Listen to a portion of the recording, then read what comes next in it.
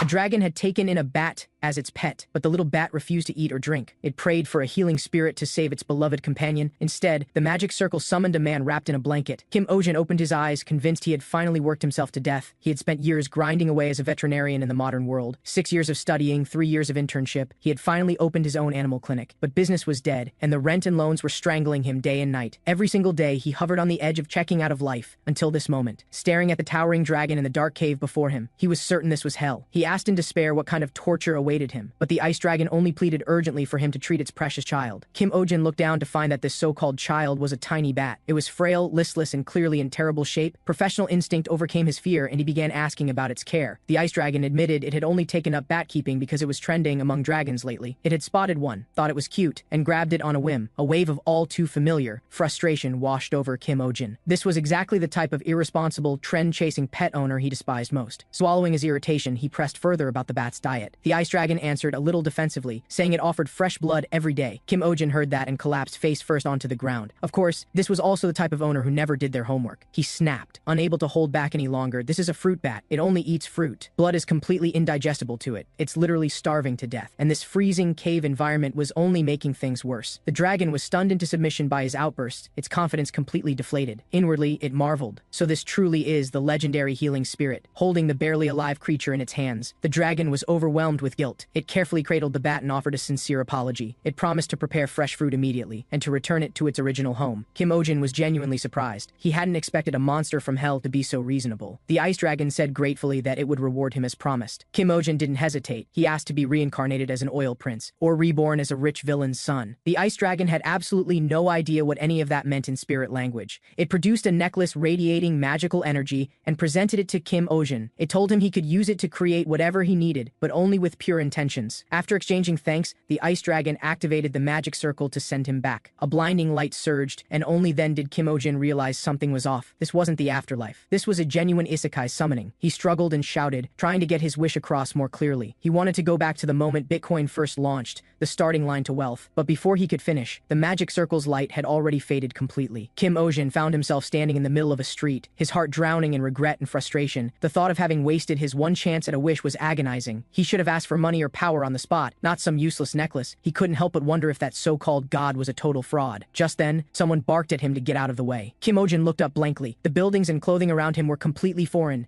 nothing like his world. He was shoved hard by a passerby, and the very real pain told him everything. His heart sank. This was no dream or illusion. The god hadn't sent him home. It had dumped him here. A cheerful woman at a fruit stall called out to him, and he seized the chance to ask where he was. She mistook him for a lost traveler, and explained this was the territory of Baron Doyle. Kim Ojin felt all hope drain out of him. Then a sudden crash and commotion shattered the market's calm. A giant rabbit was brazenly devouring an entire carrot stand. People fled in panic. The woman warned him that was the Lord's pet. She urged him to hide quickly. Kim Ojin stared in disbelief, completely unable to accept that thing as a pet. Then, in the next second, he caught the giant rabbit's cold, predatory gaze lock onto the ground.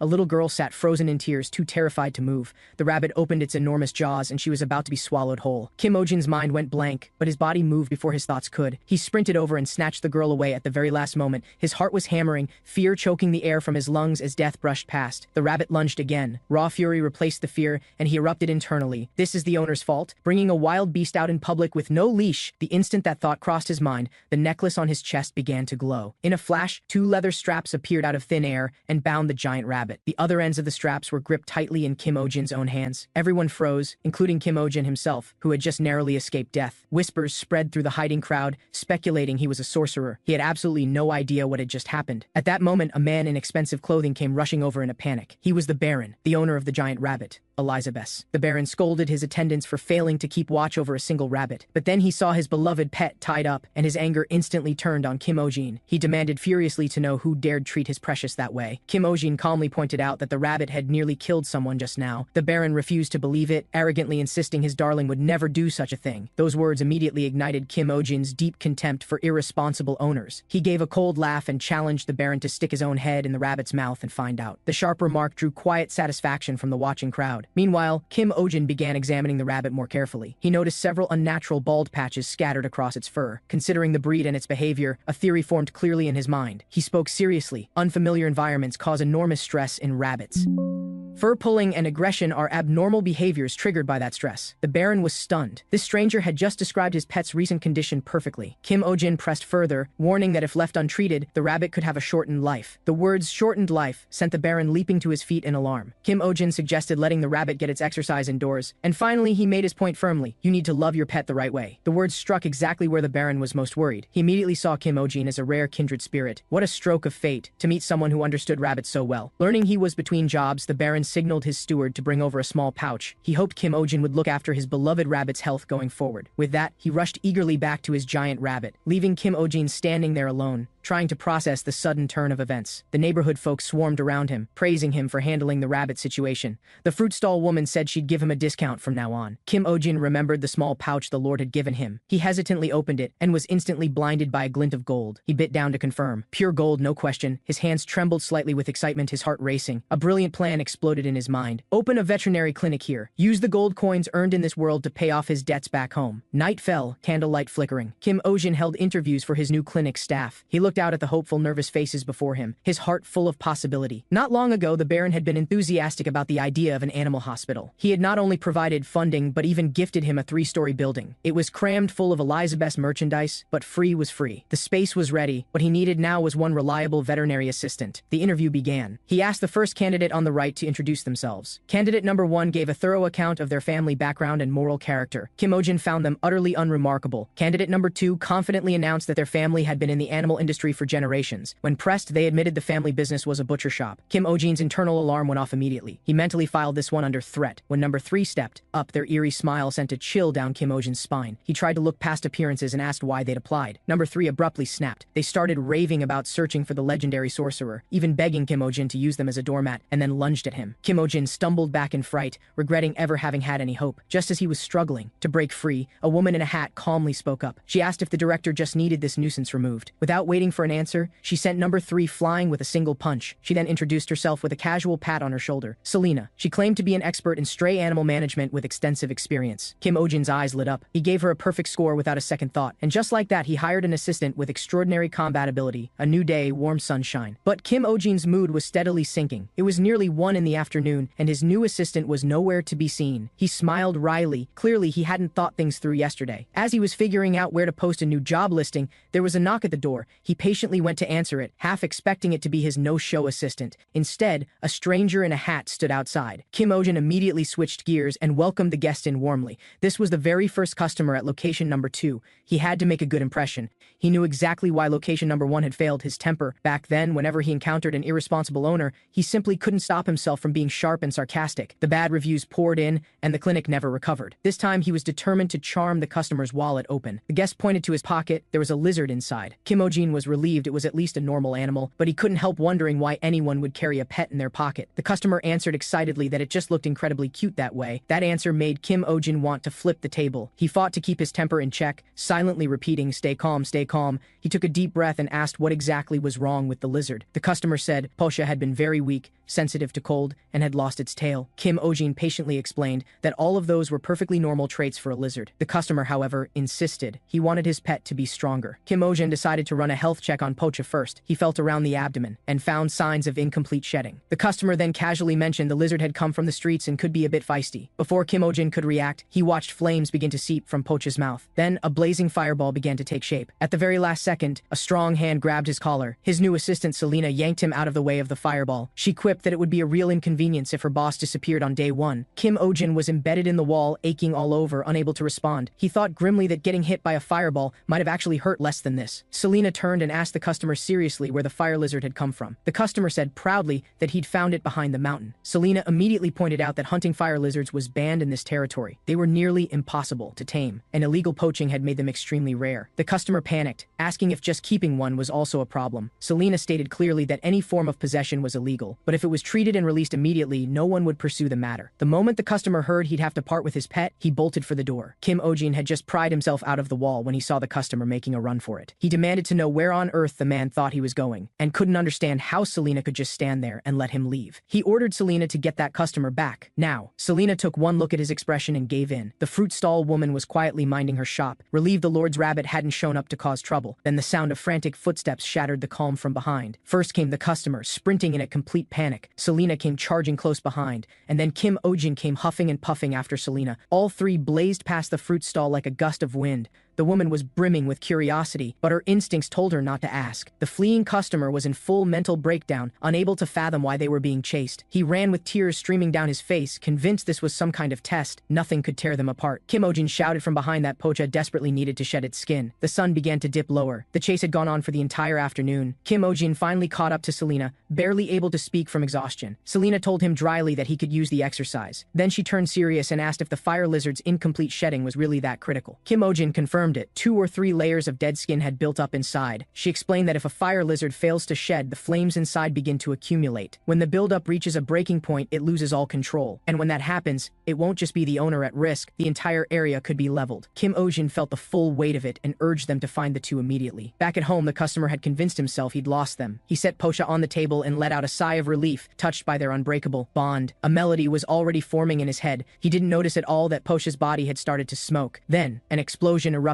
directly behind him. The force of the blast knocked him off his feet. He scrambled up to find Pocha standing at the center of raging flames. He reached out in disbelief, asking why it was angry and spitting fire. He extended his hand carefully, trying to coax it away from the danger. But Pocha had completely lost control and unleashed a ring of fire straight at him. In the nick of time, Selena burst in from the side and pulled him to safety. Kim Ojin moved fast and grabbed hold of the blazing Pocha with both hands. He demanded loudly whether losing control meant attacking its own owner. Selena called out urgently. It had gone fully feral. They needed to calm it down immediately or the fire would only grow. Kim Ojin stared at the out-of-control Pocha, feeling completely at a loss. In desperation, he shouted that he needed a fire extinguisher. The moment the words left his mouth, the necklace on his chest flickered. A fire extinguisher materialized in his hands out of thin air. No time to be surprised, he aimed and sprayed it directly at Pocha. White foam blanketed the fire lizard and the flames were immediately suppressed. He gave it another blast for good measure, thinking, this necklace actually works. The fire consuming the room gradually died down as well. Selena checked on the customer, whether he was hurt, but the customer brushed it off completely. Instead, he smiled with something like relief, saying he finally understood why Pocha had attacked. He figured if he took better care of it going forward, this kind of thing wouldn't happen again. Kim Ojin stared at him like he'd lost his mind. Something this dangerous had just happened, and that was all he had to say? The customer shrugged cheerfully. Houses can always be rebuilt, and his feelings hadn't changed. Kim Ojin finally snapped and yelled, what if someone innocent had been hurt? Did it only matter because he personally was fine with it? He laid it out clearly.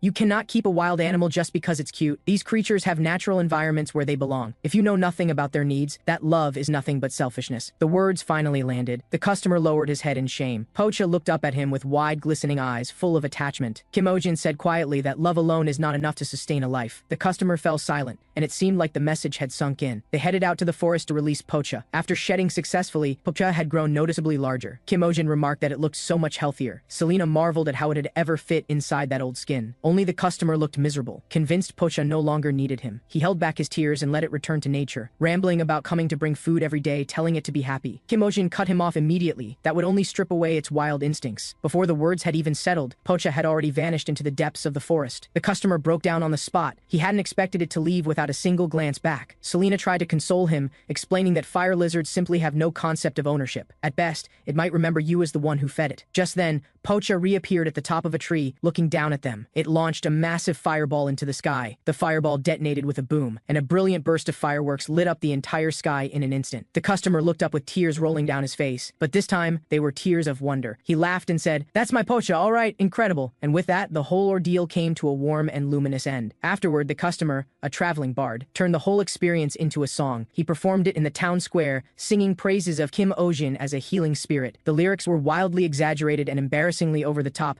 leaving Kim Ojin cringing in secondhand embarrassment. He muttered under his breath that he had no idea what good a song like that would do. Then he overheard the crowd saying they were going to visit this animal hospital. Kim Ojin's expression did a complete 180, and he burst out singing the praises of music. Once the jingle spread, a line formed outside the clinic that never seemed to shorten. Selena looked at the packed waiting room and seriously floated the idea of quitting. Patients spilled out the door, the queue stretching all the way to the corner. Kim Ojin dragged himself through each goodbye, visibly worn out. Selena remarked dryly that at this rate he'd collapse before anyone anyone else. He rallied himself and called for the next patient. He was going to earn every coin he could while he still had the energy. 1 month into opening, his reputation brought in a steady, endless stream of clients. But every time he saw the generous payment, every ounce of exhaustion evaporated instantly. He even broke his own rules and saw patients after hours, just to squeeze in one more. He noticed that people here loved cats and dogs just as much. Only the breeds were startlingly unusual. An extra-long dachshund and a cat with multiple eyes were just a few of the sights that left him speechless. He rolled his sore neck and shoulders, finally seeing the last patient of the day. Selena informed him it was a Salro hound, a breed of hunting dog that had recently become fashionable. But the abandonment rate was shocking, because of how aggressive they could be. Kim Ojin felt a familiar wave of disgust. He wished every trend follower would just disappear. Selena warned him that this breed could pierce wild boar hide, handle with care. He braced himself for something ferocious. Then the customer pulled out what looked like a cotton ball. It was a 3-month-old Salro hound puppy. The owner said it had been limping since yesterday. Kim Ojin carefully took it into his hands, found a small thorn lodged in its paw, and pulled it out cleanly, before disinfecting the area. The puppy immediately bounced around with pure, delighted energy. Watching that fluffy little ball of joy in motion, he found himself smiling without thinking. Selena noticed it was a rare expression on him. After seeing the satisfied customer out, he slumped forward onto the desk, complaining about how exhausting the work was. Selena said he actually looked happy. Was it because of the cute animals, or simply the satisfaction of getting the job done? Kim Ojin was quiet for a moment, then answered softly, because no one was seriously hurt today. As a vet, the hardest part of the job was watching animals suffer. The more you loved them, the heavier that helplessness became. It was why he used to lash out at irresponsible owners. Now he just tried to shut out the feelings, using coldness as a shield. He straightened up and announced they were closing, telling Selena to hurry and pack up. He turned around and came face to face with a miserable expression pressed against the glass. The person outside called his name in a ghostly moan, pleading for help. Kim Ojin jumped in fright and asked Selena if she knew any exorcisms.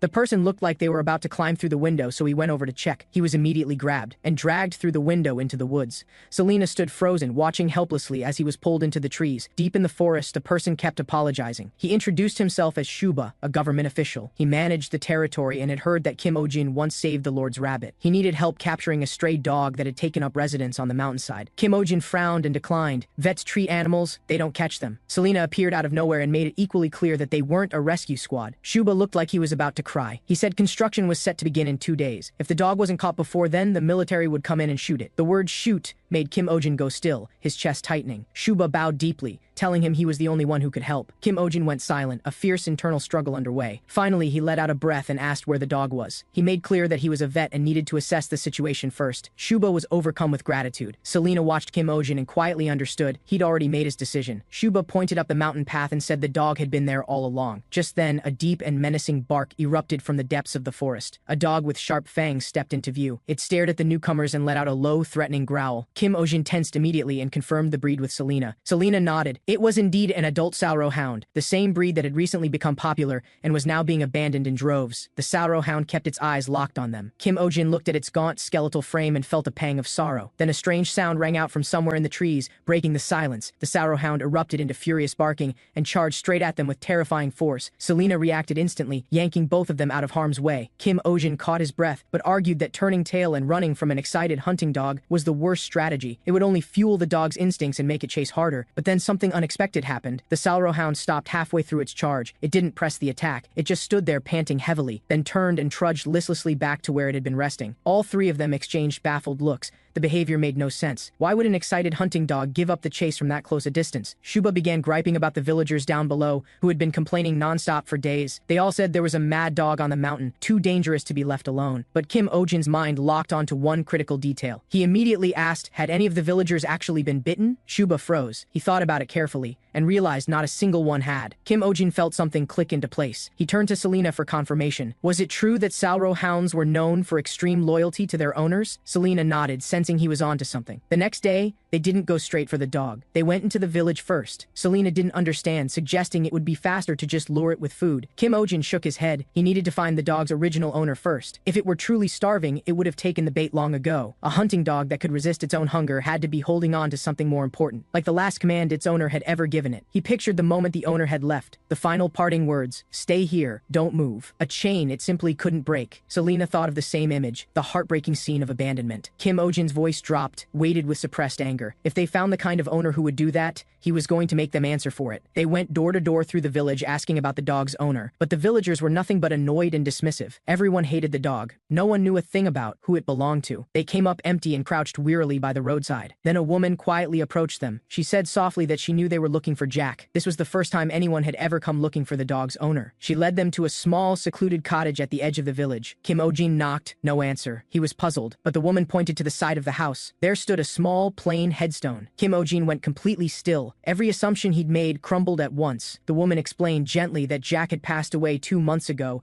taken by a landslide. He had lived alone, with no family. She was the one who had buried him. The villagers had all been cursing the owner who abandoned the dog, but Jack had never abandoned Max. He simply couldn't come back. She had tried to bring the dog home herself, but nothing had worked. She begged them, please, help the dog named Max. The truth hit Kim Ojin like a blow to the chest, leaving him breathless. A wave of deep shame washed over him for the assumptions he'd made. He turned to face the headstone and bowed slowly, with full sincerity. Then he made a quiet, firm promise. He would bring Max home. But as evening fell, an unplanned crisis arrived without warning. Shuba came running in a panic. The military had arrived at the mountain base ahead of schedule. He tried to reason with them, suggesting they rest for the night and move in the morning. But the officer in charge patted the rifle in his hands, dismissive. He saw no reason to delay. It could be dealt with today. Everyone hated the dog anyway. Getting it over with was better for all. Meanwhile, Kim Ojin stepped into Jack's room. The air smelled of herbs. He guessed Jack had probably been an herb gatherer. He asked Selena to look for anything that carried the owner's scent. His own gaze was drawn to a framed photo, and he stopped moving. In the picture, Jack had his arm around Max, smiling with complete and unguarded joy. How could someone who loved a pet this much have left his dog out there alone? Then Selena pointed at something on the wall, a drawing. Jack had been searching for a mandrake. Selena explained, a rare screaming plant with extraordinary value, the ultimate dream of every herb gatherer. Kim Ojin suddenly remembered that strange, eerie sound he'd heard in the forest. Pieces began fitting together in his mind, forming a shape he hadn't expected. Outside, rain was beginning to threaten. Max suddenly became restless. It remembered that day in the rain with Jack. Jack had built a fire and told Max to wait. It'd stop soon. Max, soaked and shivering, had huddled into a ball. Jack wiped it down gently with a towel, careful and tender. Glad he'd thought to bring one. He told Max not to wiggle around or it might catch a cold. Max licked the droplets from his hands. Firelight danced in the cave as the two of them found quiet in the rain. Jack was relieved to have found this shelter, but then his eyes caught on something in the corner of the cave. A strange glow, a shape of leaf he'd never mistake. The herb that existed only in books, a mandrake. Joy overwhelmed him completely. He had to go home immediately for the proper collection tools. Max started to follow, but Jack gently held it back. He told Max to stay in the warm cave and wait. Home wasn't far. He'd be back before long. And with that, he ran out into the rain, feeling like it was his lucky day. Max stayed behind, obediently watching the slowly dying fire. Jack ran through the downpour, heart full of dreams for the future. Then from behind him came a sound, not thunder. A catastrophic landslide churning with mud and rock came crashing down. He didn't even have time to cry out before the earth swallowed him whole. The fire inside the cave had long since gone out. Max still sat facing the entrance, waiting for its owner to return. The rain passed, a rainbow stretched across the sky, but that familiar figure never came. Day after day it refused to leave, stubbornly holding its ground. It wasn't until a week later that a villager finally discovered the hollow-eyed dog. People assumed it had been heartlessly abandoned by its owner. A few kind souls tried to offer it food, but were driven back by its low, warning growl. People grew impatient and decided it deserved to be left behind. Max ignored everyone and retreated back into the cave to keep waiting. Until this day, when what finally came was not its owner but the barrel of a gun. The soldiers carried tranquilizer rounds, debating whether the dosage was sufficient. Shuba tried frantically to stall them, saying someone had already been called to help. He pleaded that the dog had never hurt anyone, and there had to be more to the story. The soldiers cut him off coldly. Their duty was to protect the residents, not to listen to a dog's story, no matter how pitiful it might be. The gun was raised, aimed at Max, who had no strength left to run. At the very last second, Selena's hand closed around the barrel. She told them to hold off, because help had just arrived. At that same moment, Max's nose twitched sharply. It caught a scent. Its owner's scent. Its tail, which had been hanging low, began wagging in a wild, frantic frenzy. Kim Ojin walked forward slowly, crouching down in front of it, wearing Jack's coat. He quietly apologized and told Max he wasn't the one it had been waiting for. Then he gently stroked its head and told it he was taking it home. Deep in the forest that night, a young deer was running in blind terror. It stopped, gasping for breath, but the shadow followed without pause. A pair of golden eyes glowed in the darkness, locked onto it.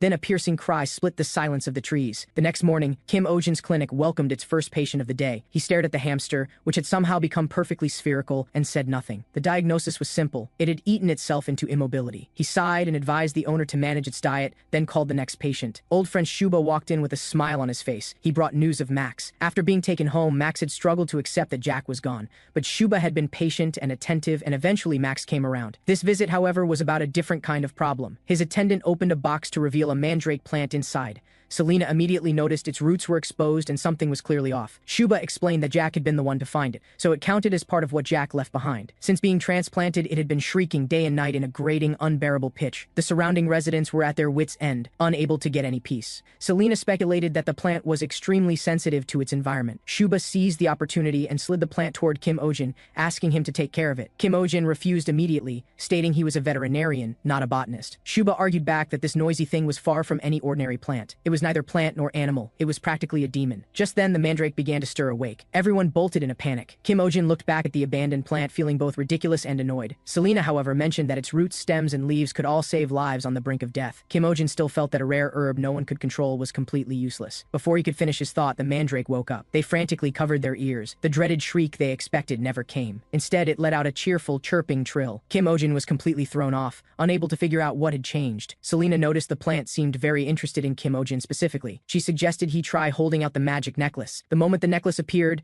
the mandrake began wriggling with excitement. Kim Ojin was thoroughly put off. It reminded him of some creepy sunflower toy. Selena made the decision on the spot. It would stay in his room for the time being. Late that night, frantic knocking jolted him out of sleep. He dragged himself to the door, bleary-eyed, and announced that after-hours visits cost extra. The visitor was clutching a badly injured puppy, begging him to save it. The wounds were deep, the bleeding wouldn't stop, and Kim Ojin felt momentarily helpless. Selena reminded him that mandrake leaves could stop bleeding quickly. Kim Ojin asked Selena to go and pick one, but the mandrake flatly refused her. Selena told him to come do it himself. He sucked it up and asked, as politely as he could, if he could have one leaf for an emergency. The mandrake responded by coyly brushing against its leaves, then plucked one off with a certain flair. Kim Ojin was too disgusted to even reach out and take it, but when the leaf was pressed against the wound, the bleeding stopped instantly. The client left with endless thanks. Kim Ojin could finally go back to sleep. Less than half an hour later, an even more urgent round of knocking broke the silence. This time it was a young deer, its wounds strikingly similar to the puppy's. Kim Ojin concluded they had been attacked by the same animal. But this wasn't hunting. The wounds suggested the attacker had been toying with its prey. It was the behavior of something deeply disturbed. The others looked confused and asked what on earth deeply disturbed was supposed to be. A little girl named Pio stepped forward and named the culprit. It was the wolf kept by Baron Doyle. He often brought it into the forest to terrorize smaller animals. Kim Ojin was startled. He hadn't expected the perpetrator to be a nobleman. He raged internally at the filth of this feudal class system, but knew there was nothing he could do. A week later, another deep-of-night cry for help dragged him out of bed. Kim Ojin had reached his absolute limit. He couldn't take it anymore. He organized a protest. Residents gathered outside the Baron's manor with torches in hand. The crowd chanted and condemned the Baron for his cruelty to animals. Kim Ojin shouted the loudest, demanding the Baron put an end to the violence. The gates of the manor swung open. Soldiers stepped out, their expressions flat, and asked who Kim Ojin was. His stomach dropped, bracing for the worst. Then, to his complete surprise, the soldier bowed to him respectfully and escorted him inside. Even more unexpected, the Baron's fearsome wolf had been gravely injured. The Baron himself was sobbing like a child, begging Kim Ojin to save his wolf. Kim Ojin stared at the scene, utterly speechless. A new wave of panic unlike anything before had gripped the village. People whispered to each other, claiming a terrifying creature had appeared in the western forest. The rumors kept escalating, from attacking animals to threatening to devour humans next. In the midst of the dread, someone loudly proclaimed that the Baron had already launched a campaign against it. They praised him for setting traps and running patrols day and night, the hero protecting the village. Kim Ojin couldn't hide his disdain, remembering what had actually happened that day. The so-called hero had been rolling on the ground, throwing a tantrum, screaming for revenge. It was his exasperated subordinates who had organized the whole hunt themselves. Selena noticed his expression and quietly asked what he'd figured out. Kim Ojin laid out the inconsistency. The injured animals recently had all appeared on the eastern side of the forest. Only Margma had been attacked deep in the distant western forest. Yet the Baron's search was focused entirely on the west, which made no sense. Selena agreed, and added that the western forest already had a reputation for strange and unsettling stories. Ordinary villagers had no desire to go anywhere near those dark and foreboding trees. Just then, the craftsman behind them called them over excitedly to see the finished products. 3 carefully crafted syringes gleamed under the lamplight. He introduced them proudly as the pinnacle of his craft, then complained in the same breath that they'd been an absolute nightmare to make and he would never do it again. Kim Ojin immediately pulled out a heavy pouch of gold coins. The craftsman's attitude flipped on the spot, and they struck a long-term partnership. With that settled, the designs for more modern medical equipment moved to the top of the agenda. 4 bottles, tubing, measuring instruments, and even hospital cages for recovery. Kim Ojin divided the clinic into separate functional zones, leaving Selena genuinely impressed. He felt quite pleased with himself. This was the wisdom of modern medicine at work. At that moment, the herbs Selena had ordered arrived right on cue. She walked through each one with practiced familiarity, describing its special properties. Some could induce deep sleep, others were powerful painkillers. One even treated cancer. Kim Ojin's jaw dropped. These effects were far beyond anything he knew. The supposedly advanced modern man had just been humbled by ancient knowledge. Then Pio came bursting in, announcing excitedly that the terrifying creature had finally been caught. A harrowing howl echoed through the air. The Baron arrived with a large armed escort treating it like a battle. Kim Ojin felt a knot of unease in his chest. The sound was genuinely fierce, nothing like an ordinary wild animal. Then someone shouted that the creature had broken through the trap and was making a run for it. The powerful hunting dogs were unleashed, driving the target deeper into a dead end of the forest. In the shadows, something glowed. Everyone held their breath, but what the torchlight revealed was a small black cat. Its fur was standing on end, claws out, teeth bared, but its eyes were filled with nothing but fear. The soldiers exchanged glances and awkwardly noted that it appeared to be a stray cat. The Baron, however, was absolutely certain it was the one. He pointed to his own listless wolf as proof. He accused the cat of having wicked claws and teeth, calling it the root of all evil. Kim Ojin felt his stomach turn. This whole scene looked like a bully crushing something defenseless. Before he could react, a net had already dropped and pinned the small cat down completely. The Baron ordered it bound with iron chains and heavy shackles to be taken alive. The crowd roared with enthusiasm, demanding it be executed in front of everyone. Kim Ojin's chest tightened. This was nothing but cruelty. He thought of the stray dogs he had treated, covered in wounds, and felt a tremor of grief and anger. Those who abused animals were the one kind of person he despised most in this life. Watching the cat be tied up, he made up his mind to fight back, on their terms. He bellowed for everyone to cover their mouths and noses. The crowd looked at him in confusion. He pointed to the M-shaped marking on the cat's forehead, and declared it the mark of a demon, warning that it would trigger a worldwide plague. The plague, he said, always begins with rats. A cat that is fed on infected rats becomes something far more dangerous than the rats themselves.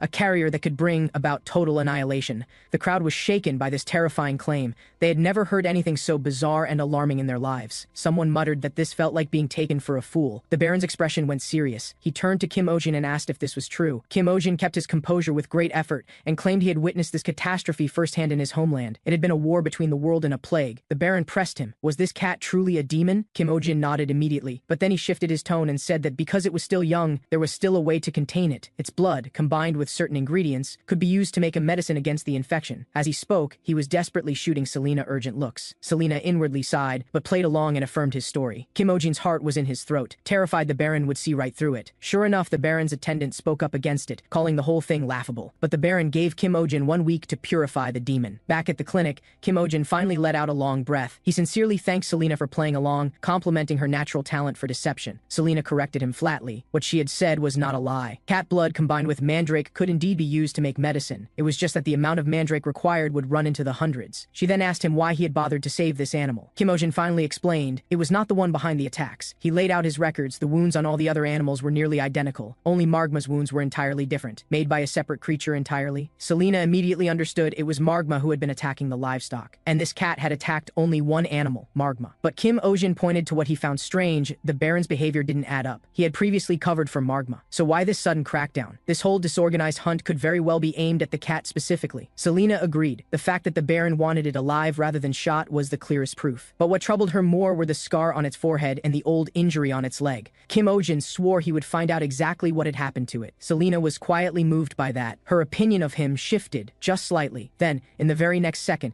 she watched Kim Ojin bury his face into the cat's fur without a shred of dignity, letting out a deeply contented sigh. Whatever impression she'd just formed, she immediately took back. She decided he was simply unhinged. The next morning, a spine-chilling wail poured out of the animal clinic. Passing villagers jumped in fright, speculating wildly about what was going on inside. Word soon spread through those in the know. The doctor was purifying the demon. The villagers nodded in understanding and cheered the name of the great sorcerer. The truth inside the clinic was that Kim Ojin was struggling pathetically to feed the small cat. The cat showed zero appreciation and raked its claws across his face in response. Selena, however, made an observation. The cat's body had noticeably shrunk since a few days ago. She theorized that its magical energy had been depleted, causing it to physically diminish. Kim Ojin was worried. It had gone 3 days without eating, locked in a vicious cycle of hunger and aggression. He muttered that it would be perfect if there were some magical energy-infused meat paste right about now. The moment that thought crossed his mind, the necklace on his chest burned with heat. The necklace flared with light. A stream of meat paste shot directly into the cat's mouth. The ferocious little creature turned docile on the spot,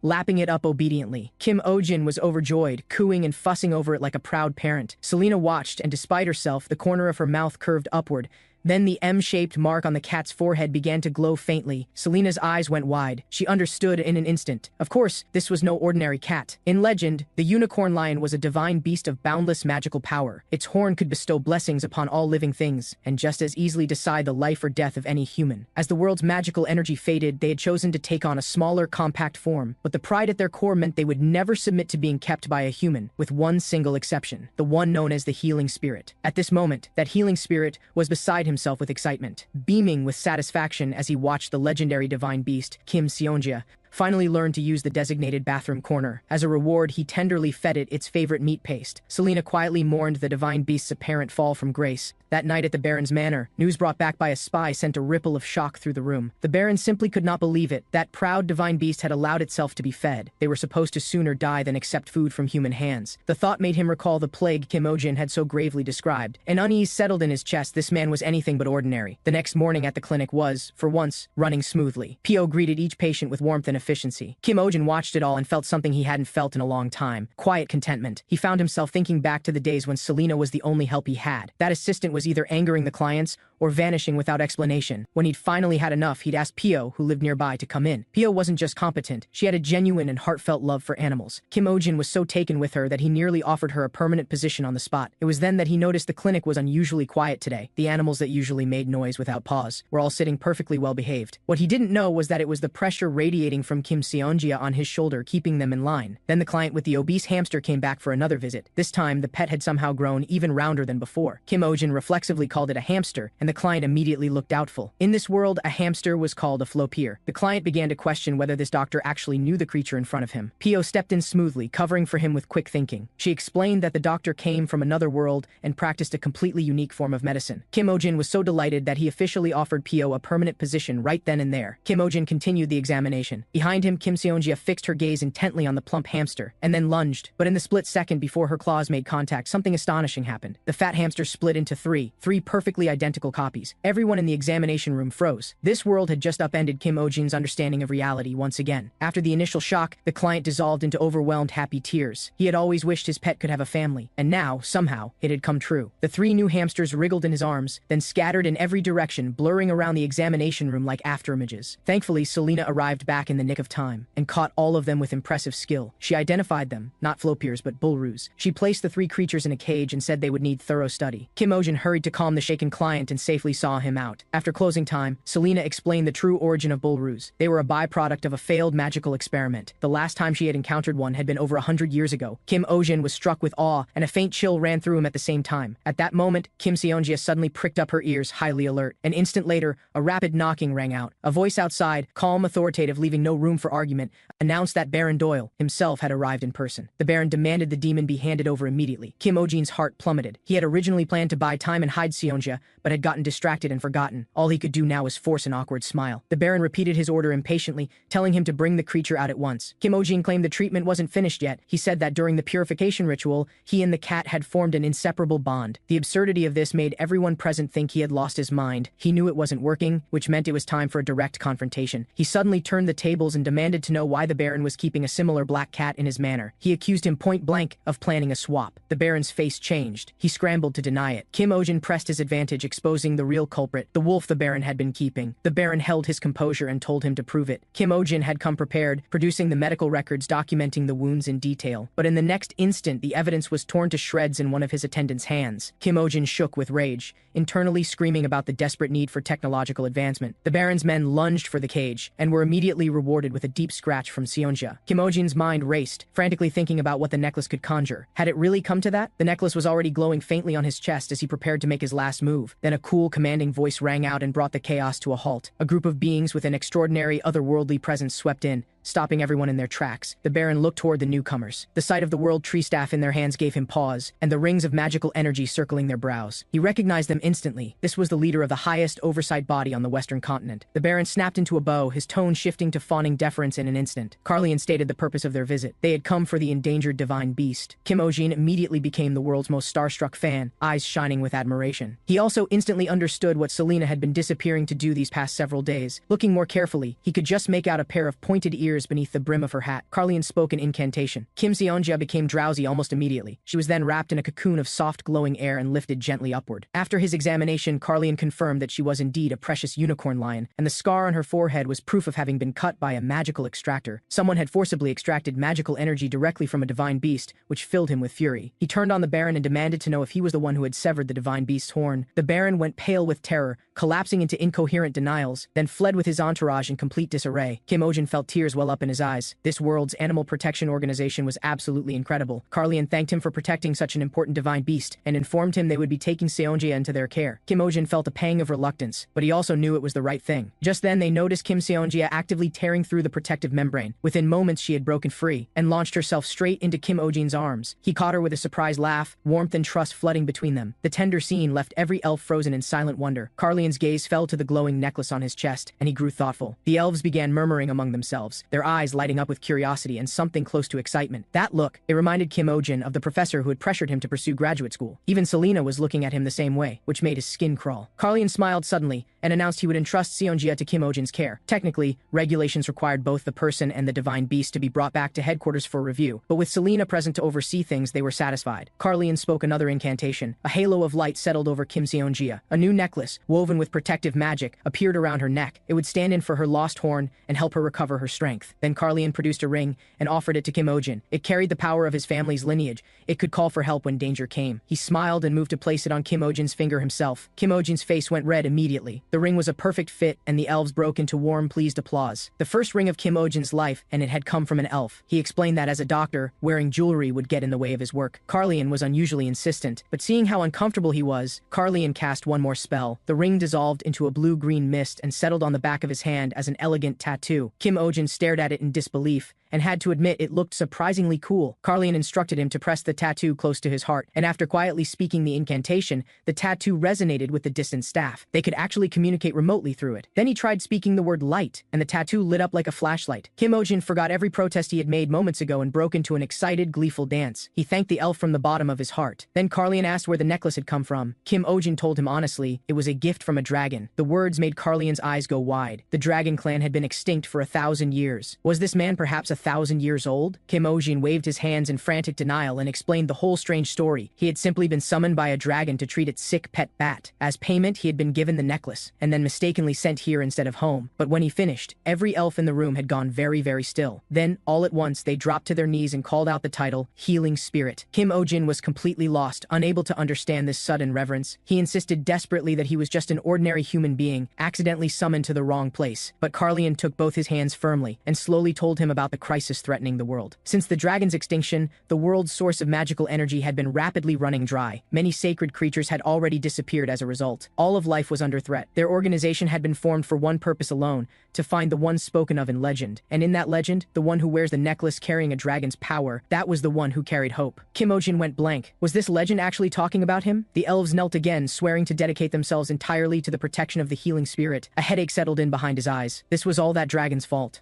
The next day, the clinic opened as usual. A client came in with her flying fish, visibly distressed. Kim Ojin examined it and determined the fish had simply grown too old to fly. The client struggled to accept it, tears gathering in her eyes. She described through choked words how the fish had been her father's most beloved companion, and the very gift he had given her mother when he proposed. Kim Ojin thought privately that proposing with a fish instead of a ring was a bit much, but Selena confirmed that it had genuinely been a romantic trend in the past. The client described nights long ago when flying fish lit up the sky in glowing schools, as beautiful as stars. After her mother passed, her father fell ill and never truly recovered, keeping only the fish for company. All the others had faded away. Only this one, Lumi, could still fly. Her father had said, if Lumi can no longer fly, his life is over. Kim Ojin thought this uncle was being a little too dramatic. Selena, in her most analytical tone, suggested simply buying a new flying fish as a replacement. The client's pleading voice pulled Kim Ojin back. She just wanted Lumi to fly again. He looked at the fish before him, healthy but aged, and felt genuinely torn. He kept explaining that what they were seeing was natural aging, but the owner had staked all her hope on this one creature. He had dealt with situations like this in the modern world too. Owners whose emotional states were completely intertwined with their pets. He always had to stabilize the owner before anything else,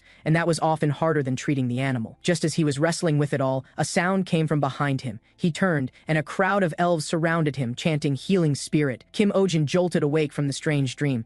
Kim Seonja was curled up, sound asleep on top of his blanket. He arrived at the clinic the next morning with heavy bags under his eyes. Pio admitted she hadn't slept well either. She'd been thinking about what Kim Ojin had said about the flying fish aging and wondered whether the real reason was something he hadn't said out loud. Perhaps it was this world's steadily thinning magical energy. She shared what the elders had been saying, with a troubled look on her face. First, the flying fish stopped glowing. If the magical energy continues to deplete, eventually they will lose the ability to fly altogether. Kim Ojin felt a jolt of recognition. It was like what he knew as environmental degradation. Without meaning to, his mind drifted back to what the elves had said about him being the one to save the world. Selena joined the conversation and confirmed that unexplained illnesses in animals were on the rise. On the surface, they looked like aging, but the root cause kept pointing to the same thing: magical depletion. The most undeniable proof stood right in front of them: a unicorn lion who had been reduced to the form of a cat. Kim Ojin looked at Kim Seonja, quietly grooming herself, lost in thought. Then something clicked. He asked about the specific condition of the flying fish owner's father, then followed up by asking what the standard treatment for that kind of illness typically involved. Selena named several herbs, ones used for healing and for managing pain. He asked whether any of them had side effects from long-term use. Selena noted that bloodroot herb dulled the nerves over time and completely drained a person's energy. Kim Ojin's eyes lit up. He immediately asked what could counteract those side effects. Selena answered by tilting her head toward something behind him. Kim Ojin turned. He found himself looking at the proud, upright silhouette of the mandrake. Kim Ojin softened his approach and asked the mandrake for a few leaves to use as medicine. The mandrake let out a cold huff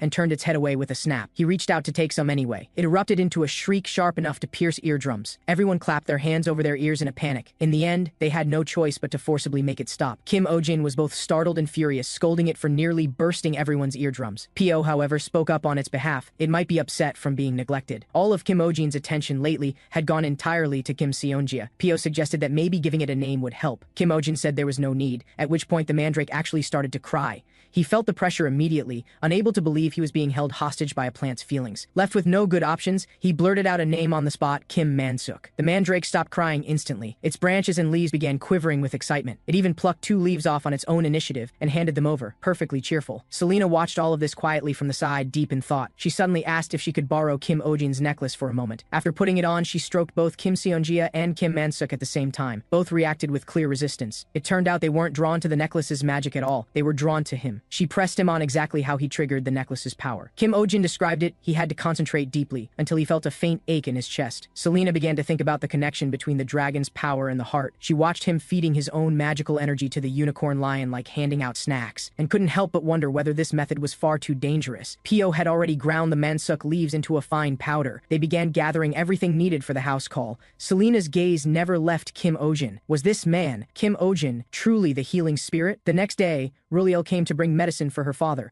only to find him collapsed on the floor. She rushed over in a panic and helped him up. Fred explained weakly that he had only wanted to show Lumi the view from the window. His daughter sobbed and scolded him. His bones were fragile, he had no business getting out of bed. But he only murmured with quiet resignation that he didn't have much time left anyway. Those words completely shattered what little composure Ruriel had left. She begged him out loud to stop talking that way. Fred just shook his head with a bitter smile, saying it was a broken heart that would be the real end of him. Just then, Kim Ojin arrived with the others. He said that death comes from mistaken understanding and the wrong prescription, and even more so from poor habits and neglected health management. He introduced himself as a veterinarian and identified the cause of the flying fish's condition. The reason Lumi could no longer fly was the medication Fred had been taking. Fred couldn't understand the connection. Kim Ojin explained patiently: flying fish retain their aquatic instincts. They lick and groom the things they are most fond of, and because of this, they had been ingesting the residue of his medication through his hair. Fred objected in disbelief, insisting he had never once seen them do that. But Ruriel broke down and told him what he never knew. Every night after he fell asleep, the flying fish would quietly tend to his beard and hair. Fred finally understood why his whiskers always seemed to shimmer and gleam. Kim Ojin then produced the remedy he had prepared. He promised that within a day or two of the injection,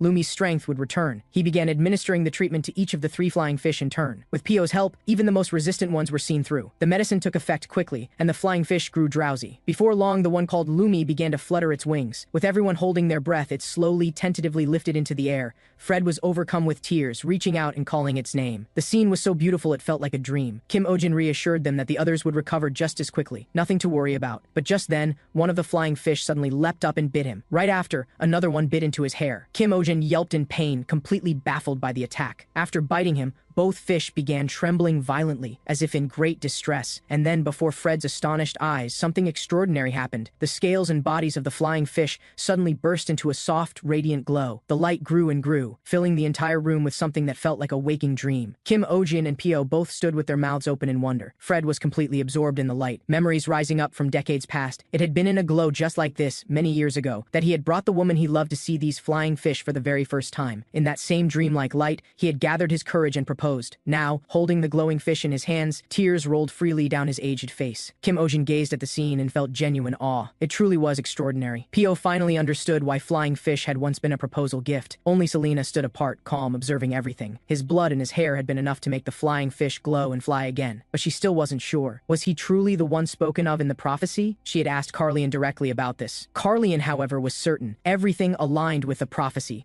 Selena had argued that the important ring should not have been given to him. Carlian only smiled serenely, saying the ring's master would approve. He believed the unicorn lion's choice was the clearest evidence of all. Word of the healing spirit's appearance, he said, would spread across the world before long. Selena suddenly understood. Letting the Baron go had been deliberate, to let the news spread. Kim Ojin was being used as bait. Carlian acknowledged it. They were waiting for the truth behind everything to surface. He gave his word that Kim Ojin would not be put in any real danger, and he added with quiet significance that the elf's presence here was no coincidence. Selena thought back to the first time she saw Kim Ojin. He had been subduing the giant rabbit. She had noticed the necklace around his neck even then, and felt a pull of curiosity. She acknowledged he was unusual, and yet she still couldn't bring herself to accept who he might be. Carlian reminded her, the prophecy concerning the healing spirit had never been about something as simple as saving the world. The scene shifted, and a scream rang out from the animal clinic once again. The bullroo that was supposed to have been discharged last week had reappeared. Selena announced that she would be taking this one under her own care. She explained calmly, this species comes in two types, nucleated and non-nucleated. As long as the nucleated core is kept under control, the rest will not continue to divide. Kim Ojin went pale. That meant they could multiply without limit. Selena warned him to be careful because stress would cause it to split. Kim Ojin refused on the spot, demanding she return the dangerous creature immediately. Selena shot that down without hesitation, insisting that its behavior needed thorough study. In the past, a lack of understanding had caused an entire village to be consumed by them. Kim Ojin was nearly at his wit's end. This was like playing with matches in a munitions depot. He already had two forces of chaos living under his roof. He couldn't handle another. Pio asked, with some concern, whether the original owner had given their consent. Selena glanced over and asked, with unsettling calm, whether consent was really required for something like this. Kim Ojin understood immediately. She had just taken it outright. Pio grabbed his arm quickly and whispered a warning not to push back. Apparently, elves left marks on the ears of serious criminals. Many elves kept their ears hidden specifically to conceal those marks of punishment. Kim Ojin was horrified. Was that the elven equivalent of an ankle monitor? He thought back on all the times Selena had acted first and explained, never mentioning her past.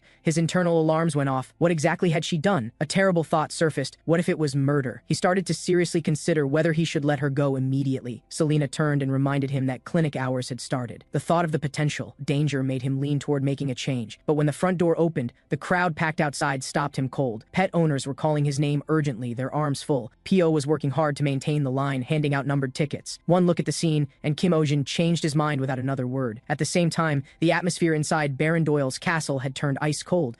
A man demanded sharply to know why the Attilawan order had come. The Baron explained frantically that they had come for the divine beast. He'd had no choice but to flee. The man erupted in fury, berating him for letting the unicorn lion be taken away just like that. The Baron rushed to reassure him. The unicorn lion was actually with a Dr. Kim Ojin. The man refused to believe it. A divine beast willingly living alongside a human? Impossible. The Baron swore he had seen it himself. The unicorn lion had been following the doctor of its own accord. The man's expression turned sharply serious. He asked who else knew about this. The Baron ticked off the names, a couple of subordinates, his steward, and a few others. The man asked whether their silence had been secured. The Baron froze. For the next hour, furious roaring echoed through the castle walls. Under enormous pressure, the Baron immediately ordered those two subordinates to be summoned, but his steward reported back that the two had been overworked and were currently on leave. They had already left. There was no way to reach them. A deeply unpleasant premonition seized the Baron's chest. Meanwhile, the news of the healing spirit was spreading at a breathtaking pace, in taverns, barracks, market squares, and school courtyards. Everyone was asking, who was this Dr. Kim Ojin? Why had the Attilawan order descended upon a backwater village? The rumors eventually climbed to the parlors of noble ladies, sparking a new wave of imagination. The legendary healing spirit was actually a man? The ladies exchanged glances full of excitement. This was nothing like what they had pictured, and the prophecy had once said, he who wins the healing spirit shall rule the world. In the Montpellier district, where the nobility resided, Dr. Adrian arrived fashionably late. He looked around his empty examination room and wondered why there were no patients today. His steward told him not a single one had come through the door since morning. morning. Adrian's first instinct was that a rival was behind some underhanded scheme to sabotage him, but his steward said it was because of a new animal clinic that had opened in the Belmore area. Adrian was dismissive. The tricks of a commoner doctor weren't worth a second thought. With aristocratic arrogance, he decided to treat it as a day off. He still had his noble clientele, after all. He brought up the young lady's unicorn, which alone was enough to secure a month's income. His steward then informed him that a message had just arrived. The young lady had cancelled her appointment. She, too, had gone to Kim Ojin's animal clinic. The mask of arrogance on Adrian's face finally cracked. He could no longer sit still. He had to go see for himself exactly what kind of place this was. Adrian came from a distinguished family, handsome and learned. In the eyes of the world, he was the picture of privilege. But very few people knew the real reason he had chosen to become a veterinarian. It had nothing to do with love for animals. It was to get close to their beautiful owners, easing the worries of elegant ladies. In his eyes, this was the finest calling in the world. Yet Lady Marian was his one exception. From the moment she first walked into his clinic, his heart had beaten for no one else. He sometimes thought he had perhaps become a vet for the sole purpose of caring for her unicorn. And now she had entrusted Lulu to a commoner doctor. The news stripped away all pretense of composure. He declared the clinic closed on the spot. He had to go to the Astral house immediately and find out what was going on. Faced with the lady of the house's questions, he produced a string of high-minded sounding concerns, questioning the competence of a commoner physician, insisting that Lulu's delicate temperament required attentive care.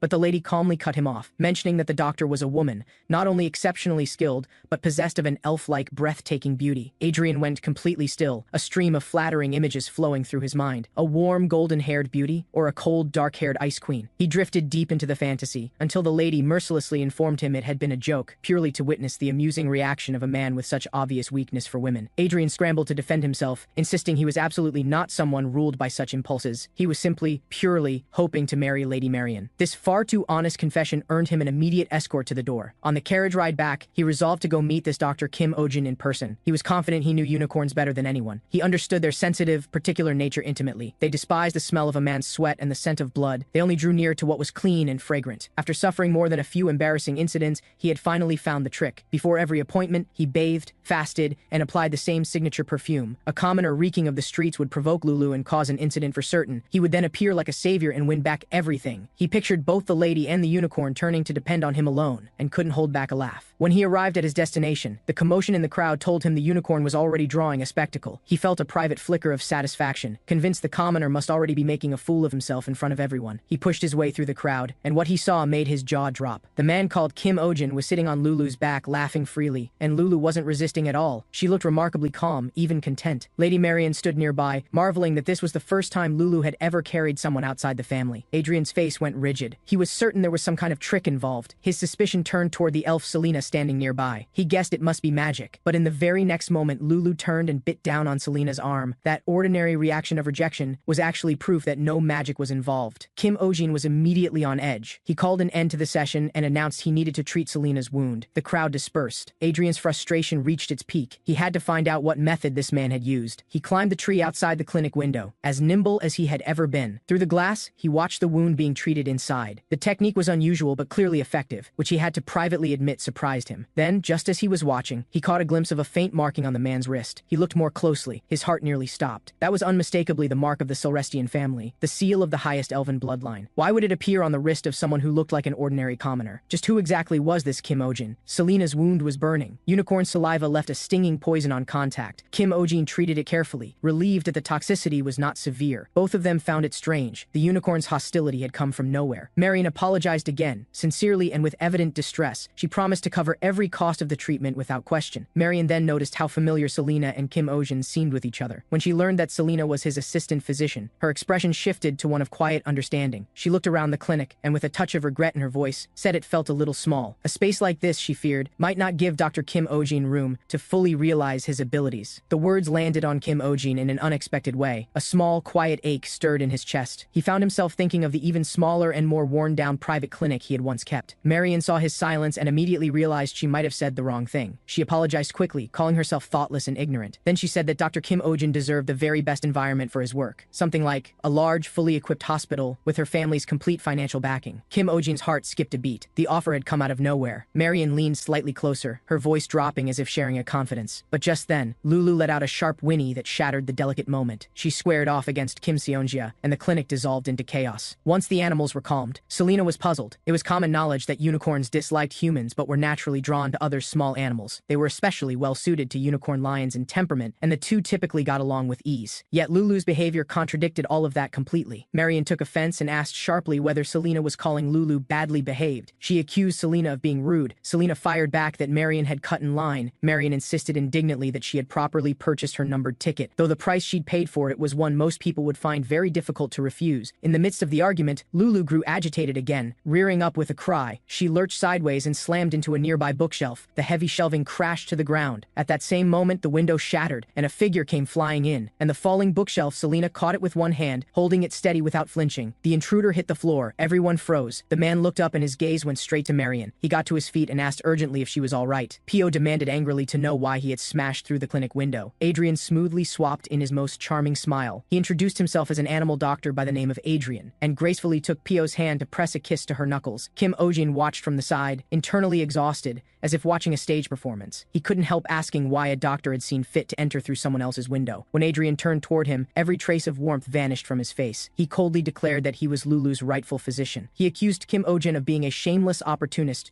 who had left Lulu in a weakened state. Kim Ojin was furious at the baseless accusation, and pointed out that Adrian was the one who had broken in. Adrian insulted him using a peculiar plant name that implied incompetence. After a quick whispered explanation from Selena, Kim Ojin learned it was a term for a hypocrite. Marian was even more incensed, and rebuked Adrian sharply for his disrespect. But Adrian insisted his accusations were not unfounded. He pressed Kim Ojin directly. Did he have a fiancée, or had he ever been in a relationship with a woman? When Kim Ojin said no, Adrian became agitated and called him a liar. He said the marking on Kim Ojin's wrist belonged exclusively to an ancient family. It signified either bloodline or a marriage contract. Pio guessed excitedly that it was an engagement ring. Kim Ojin hastened to deny it, explaining it had been given to him by a man named Carlian. The explanation only deepened this understanding, and the atmosphere grew even more peculiar. Just then, Lulu let out a cry of pain. She suddenly began to retch, then collapsed to the ground, limp and barely conscious. Kim Ojin called to Pio to bring the instruments, while he checked Lulu's pupils and breathing, his mind racing. She had been perfectly fine just moments ago, so why this sudden deterioration? Adrian also knelt down beside Lulu, pressing his ear close and listening carefully. After a